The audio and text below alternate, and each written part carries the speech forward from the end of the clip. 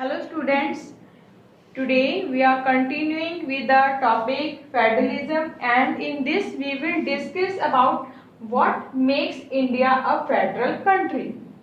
Okay, or we can say that what are the features that makes India a federal country. वो कौन से ऐसे features हैं जो इंडिया को एक फेडरल कंट्री बनाते हैं, जैसे कि हमने पीछे भी करा था कि लाइक बेल्जियम है या फिर श्रीलंका कंट्रीज हैं जो कि छोटी कंट्रीज हैं, उसमें सोशल कॉन्फ्लिक्ट्स होने की वजह से उनको खासकर बेल्जियम को यूनिटरी फॉर्म को चेंज करके फेडरल सिस्टम में आना पड़ा। तो ऐसे ही सोशल कॉन्फ्लिक्ट्स अगर इन छोटी छोटी कंट्रीज में पैदा हो सकते हैं तो हमारा इंडिया तो एक उनसे कहीं बड़ी कंट्री है, तो हमारे कंट्री में भी काफी सारे कॉन्फ्लिक्ट्स पैदा हुए, जिसको कि इन कॉन्फ्लिक्ट्स को खत्म करने के लिए इंडिया ने फेडरल सिस्टम को अडॉप्ट किया, और उसमें से भी इंडिया का जो फेडरल सिस्टम है वो होल्डिंग टुगेदर फेडरल सिस्टम है। तो इसके हम चलते हैं फीचर्स की तरफ जो इंडिया को फेडरल कंट्री बनाते हैं। फर्स्ट है डिवीजन ऑफ पावर्स। ठीक है, डिवीजन ऑफ पावर्स में पहला पॉइंट है union list. Union list which means कि ऐसे सब्जेक्ट्स या ऐसे इश्यूज जो कि सेंट्रल अथॉरिटी के अंडर आते हैं, जिनके ऊपर पार्स जो हैं वो सेंट्रल अथॉरिटी बनाती है या लगाती है, और इसके अलावा जो डिसीजंस है वो सेंट्रल अथॉरिटी लेती है, और ये 97 सब्जेक्ट्स हैं ऐसी। ठीक है, उसमें से कुछ है लाइक डिफेंस हो गया, फॉरेन अफेयर्स, एंड इसके अलावा atomic energy, post, telegraphy.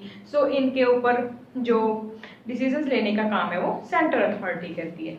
Next है स्टेट लिस्ट। स्टेट लिस्ट जिसके ऊपर स्टेट गवर्नमेंट वर्क करती है, ऐसे सब्जेक्ट्स जिनके ऊपर डिसीजन लेने का काम स्टेट गवर्नमेंट करती है, और ये टोटल 66 सब्जेक्ट्स हैं, जिसमें से कुछ हम डिस्कस करेंगे। लाइक एग्जांपल हम लेते हैं police, local governments, trade and commerce, and इसके अलावा एग्रीकल्चर।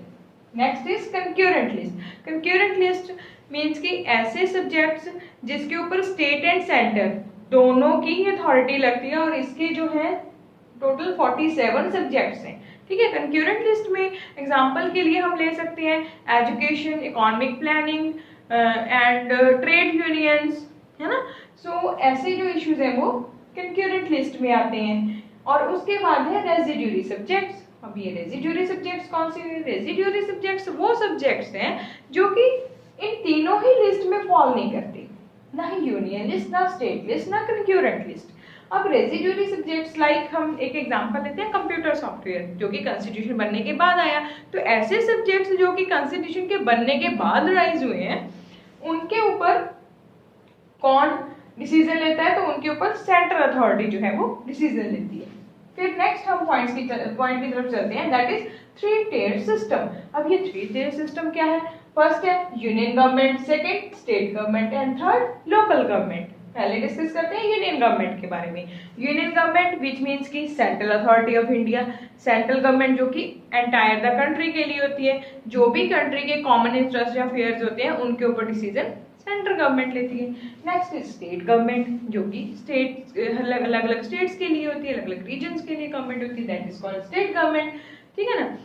तो स्टेट में जब डिसीजन लेने होते हैं तो उसके लिए स्टेट गवर्नमेंट वर्क करती है। Next is local government. Local government like municipalities और पंचायत, क्योंकि जो गवर्नमेंट्स में जो लोग लोकल रहते हैं वो अपने आइडियाज जो उनके पास अपनी प्रॉब्लम्स को लेके होते हैं वो ज़्यादा अच्छे होते हैं, क्योंकि बहुत लोकल जो पीपल हैं वो अपनी प्रॉब्लम्स को ज़्यादा अच्छे से सॉर्ट आउट कर सकते हैं। ठीक है ना। अब इंडिया इतना बड़ा कंट्री है, कहीं भी किसी भी एरिया में प्रॉब्लम आ जाए, अब ज़रूरी थोड़ा है कि सेंट्रल अथॉरिटी उसको सॉल्व करने के लिए आएगी, तो उसके लिए तो वहाँ की जो लोकल सेल्फ गवर्नमेंट्स होती हैं वही हेल्प ज़्यादा अच्छे से कर पाएंगी।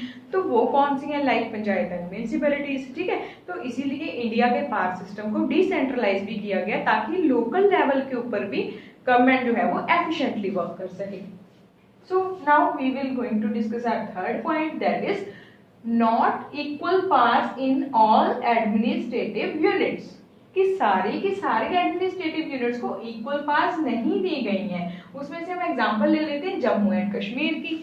जम्मू एंड कश्मीर जो कि एक हमारे कंट्री में जम्मू एंड कश्मीर का जो पोर्शन है उसमें क्या है कि अलग कॉन्स्टिट्यूशन उसको प्रोवाइड किया गया है।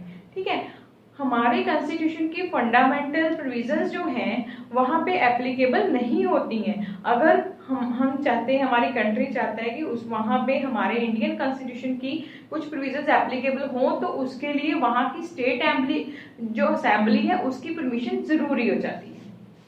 ठीक है, इसके अलावा चंडीगढ़, दिल्ली एंड लक्षद्वीप ये ऐसी छोटी स्टेट्स हैं जिनके ऊपर सेंट्रल गवर्नमेंट जो है वो रूल प्ले करती है। ठीक है, वो रूल करती है किसके ऊपर? दिल्ली, चंडीगढ़ एंड लक्षद्वीप के ऊपर। ठीक, तो इस तरीके से सारी स्टेट्स को इक्वल पावर जो है वो प्रोवाइड नहीं की गई। ठीक, नेक्स्ट आता है consent of both the levels of the government. दोनों ही गवर्नमेंट जो है, चाहे वो स्टेट गवर्नमेंट है चाहे वो सेंट्रल गवर्नमेंट है, कुछ इश्यूज ऐसे होते हैं जिनके ऊपर दोनों का ही कंसेंट जरूरी है। लाइक हमने पहले भी डिस्कस किया था कि हम एग्जांपल ले लेते हैं, फंडामेंटल प्रोविजंस में अगर कुछ अमेंडमेंट्स करनी है तो कोई भी यूनिलैटरली चेंज पॉसिबल नहीं, ना तो सेंटर उसमें चेंज कर सकता है ना ही स्टेट। सेंटर एंड स्टेट दोनों का ही कंसेंट जरूरी है अगर चेंजेस करनी है। ठीक है, लेकिन कई मैटर्स ऐसे होते हैं जिसमें सेंटर और स्टेट कंसेंट तो दोनों का जरूरी होता है, बट अगर उनके व्यूज में कॉन्फ्लिक्ट आ जाए और कोई डिसीजन तक जल्दी ना पहुंचा जाए तो एंड में सेंटर का ही जो डिसीजन है वो फाइनल मान लिया जाता है।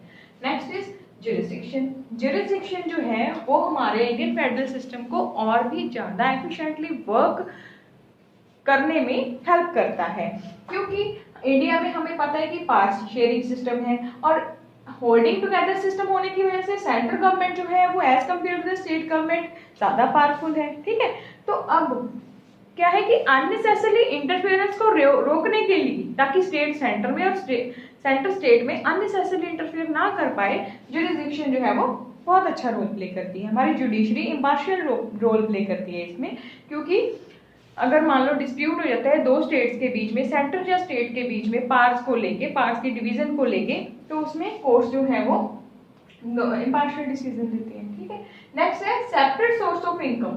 सेंटर एंड स्टेट दोनों का ही जो सोर्स ऑफ इनकम है वो सेपरेट है, क्योंकि अगर हम बात करें सेंटर की, सेंटर का सोर्स ऑफ इनकम कौन से हैं? लाइक इनकम टैक्स हो गया, एक्साइज ड्यूटी हो गया, कॉर्पोरेशन टैक्सेस हो गए। ठीक है, और उसके बाद हम बात करें स्टेट गवर्नमेंट, स्टेट गवर्नमेंट के पास कौन से रेवेन्यू सोर्स हुए? Like land revenue, stamp duty, है ना। सो इस तरीके से स्टेट गवर्नमेंट जो है अपने इनकम को इन टैक्सेस के थ्रू कलेक्ट करती है। ओके, और हाँ, इसमें हम एक और इंक्लूड कर सकते हैं बिल्डिंग टैक्स, यानी कि स्टेट के हमें अगर एग्जांपल देनी हो तो हम कह सकते हैं कि स्टैंप ड्यूटी हो गया, बिल्डिंग टैक्स हो गया, लैंड रेवेन्यू टैक्स, ये टैक्सेस से स्टेट जो है वो इनकम लेती है। So these are the features what makes India a federal country. और अगर आपको 5 मार्क्स में क्वेश्चन आ जाता है तो आप आंसर को ब्यूटीफुली इस तरीके से, ये जो फ्लो चार्ट बना है इस तरीके से आप प्रेजेंट करके और बाद में इन पॉइंट्स को एक्सप्लेन करके काफी अच्छी मार्क्स जो है वो ले सकते हैं। Okay, thank you students.